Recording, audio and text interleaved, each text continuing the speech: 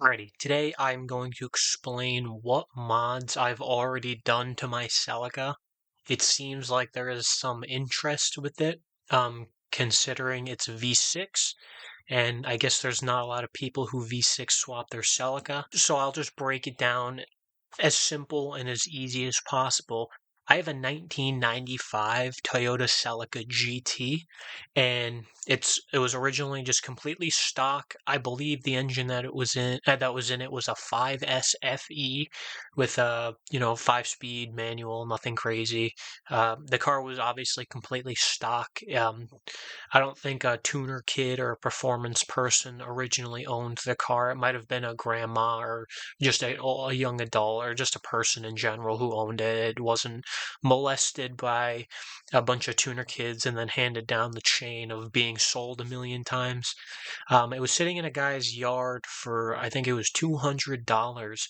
I didn't originally buy the car, nor was I the original owner. I think my friend Dave at the time got to be the second owner when he bought it from somebody's backyard for $200. The car didn't run, but it was in running shape, and he probably knew he could get it going. So he pretty much stole the car. He put a battery in it and pretty much just drove it home. Then, he, put some tires on it and he got some wheels for it, and it was a pretty cool car. Except when the engine blew up. When the engine blew up, essentially, he was probably taking a turn a little fast and it had oil slosh. So he was about almost over a quart uh, of oil not in his engine, or probably like burned. So when he turned, the oil pickup probably just sucked nothing and then he smoked the motor. It started rod knocking. So that led him to think that putting a different engine in the car would be the most suitable option. I don't think he has a Camry that he 1MZ V6 swapped, so he figured that he would do it to the Celica, and it wasn't that much different. Everything really bolted right up. You needed one motor mount, and he figured out all the wiring that went on with the car. I was more of a moral support in that whole project. I didn't really know what was happening or what was going on. I was just more or less learning, maybe taking some things apart here and there, just trying to figure things out because the car was still his. So it was great. It was very rough. He threw it together very rough just to get it running and driving and going. It wasn't very perfected, and it's still not perfected, but the car was good. It was completely stock still, like suspension wise. Um, and maybe I think he put some lowering springs on it. He bought some decent tires and just regular generic daily pads on it. Nothing crazy. Just a daily the car because that's what he wanted. He wanted a nice, comfortable daily. And let me tell you something, the car was perfect. It was a perfect, nice, comfortable daily. Um, the fans didn't work on it. We had to solve that problem. But then eventually I, due to unfortunate circumstances, I had a 1994 Toyota Celica. And due to some unfortunate circumstances, I was pretty much forced to sell the car. And there was not much I could do about it. So I ended up selling that car. I really loved that car. It was everything I ever wanted. And I was going to turn it into a race car. It was that's what I wanted. And I felt really shitty when I wasn't able to really do that. Um, so I had to get rid of it. I got rid of the car. I was just working. I think I was in school at the time. I don't really remember exactly. But when I got rid of the car, I was pretty bummed. So I was just working a lot. And Dave, my friend, he texted me one day. He says, "Hey, I'm going to sell the Celica. I'm giving you first dibs." And I was like, "Okay, what do you want for it?" And he's like, "I put a bunch of work into it and this and that and the other and maintenance wise." And he said he wanted 2,500 bucks. And mind you, at the time, yeah, the car was 100% worth 2,500 bucks before it came into my hands. So yeah, I gave him $2,500 for the car, drove it away, and that was that. Then the car was now mine. When the car was mine, I took it to the track as is, just exactly how he gave it to me. And because that's what I wanted. I always wanted just to have a race car. I felt a little guilty because the car was in really good shape and I felt like I was ruining it by taking it to the racetrack. But the more in detail that how the swap was done and how just the car looked in general, I started feeling less and less bad because I just wanted to enjoy the car for what it was more than anything. And eventually one day, if I have $1 million, I can actually, do the car the right way and make it the race car I always pictured it to be. But essentially, I took it to the track. It didn't handle as do it didn't. Everyone said that the car was really fast and it moved out and it was just a good car, but in my opinion, I think it was kind of slow and it didn't really have that much traction. I couldn't stop. It had plenty of power. It just wasn't really ideal when what I wanted. So that's when the modification started happening. It all started with I put better brake pads on it. I think they were like a Hawk Performance pad. I got BC coilovers for the car. I put um, RE71R and Toyo Proxy racing tires. I guess I have the last set of RE71Rs in the size that I wanted in history. So there's that. So I don't really know what other tire options going to use in the future for that car. And I started working on it more. I cleaned up the engine bay, got rid of a bunch of weight that you just don't need, and slowly but surely it's becoming a race car. Over the past year, I've probably hit a really rough spot in life, and I guess everyone kind of does. And I don't know if I'm in the eye of the storm or I'm coming out of the storm.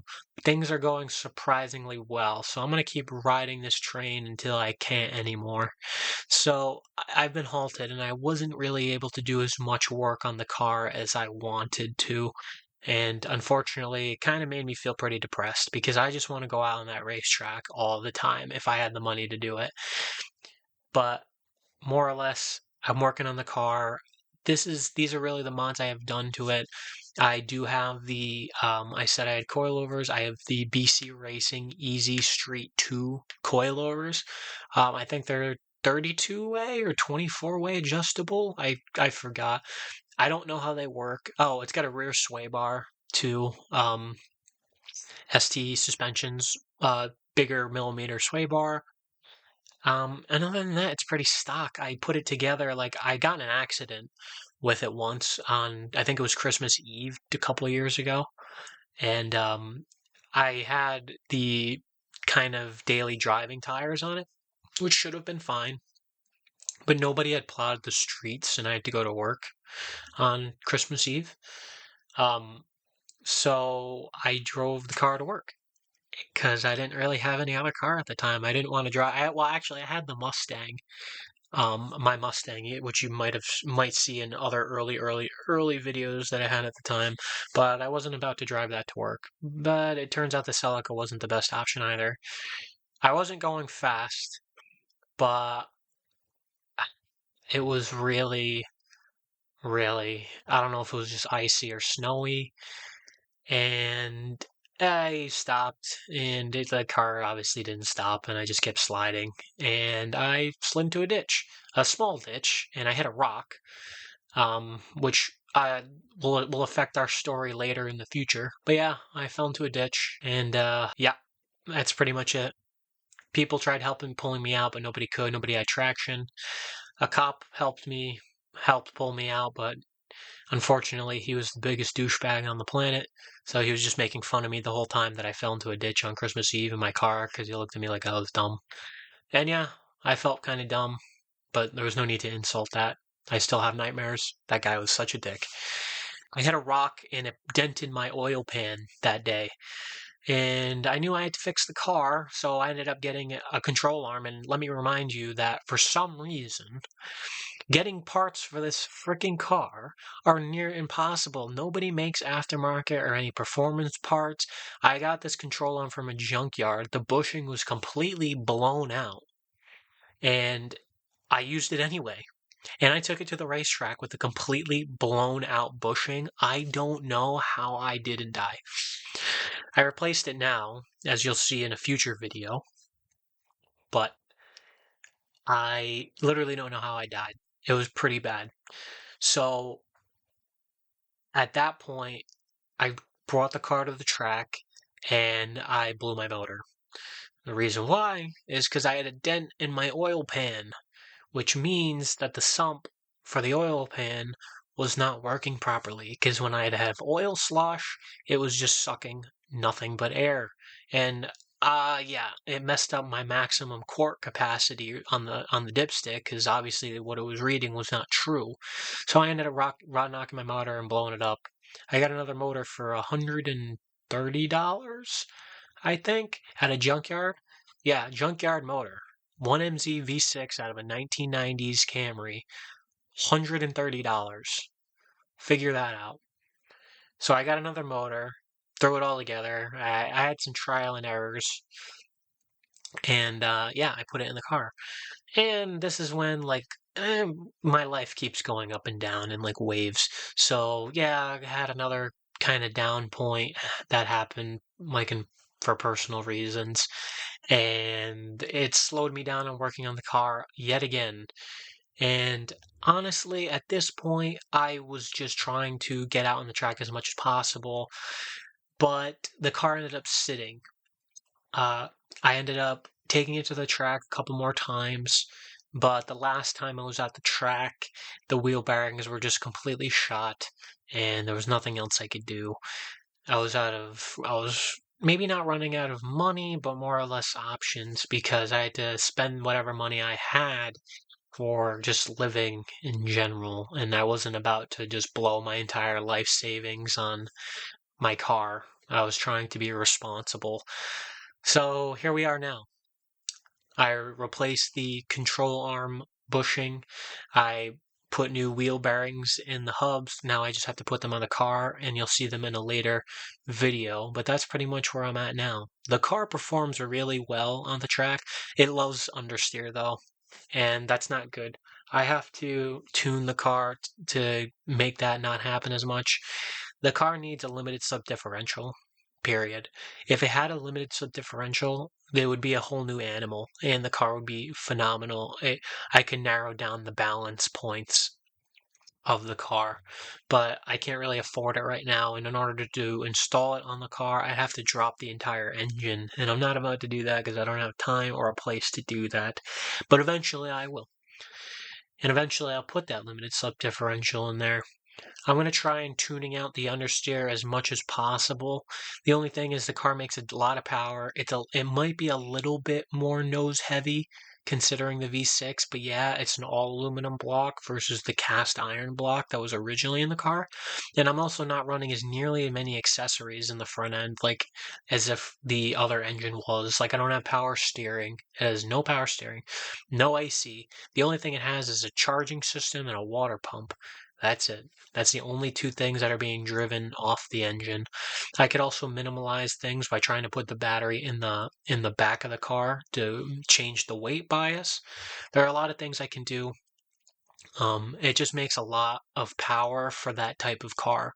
So it probably makes around it says the specs of the engine are pretty much like 200 horsepower, 200 torque, but I honestly, it feels like it, but it's just because the car is light and has a quicker ratio. It's got an S54 transmission, so the gear ratios are pretty tight, and I got a really small diameter wheel for a 16-inch, I guess, tire size. So the acceleration, it accelerates really fast, but top speed, it's not there as much. I don't know if it's just because I don't have the gearing or it doesn't really make a whole lot of power. If I were to say, it's probably making around 170s to the wheel horsepower wise. It's torquey though, so I feel like it might be making like 180 torque to the wheels. It could be making less. I don't know. I've never dynoed the car, and to be honest, it doesn't really run that good either. You have to let it warm up in order for it to stop sputtering and run good. Um, but I mean, other than that, I love the car. And in the next videos, you'll see me putting it back together more and more. And eventually, yeah, and eventually it'll just be the exact car that I want it to be. in the future. I have to redesign the fuel system so I can put gas in it. And yeah, I mean, that's pretty much it for right now.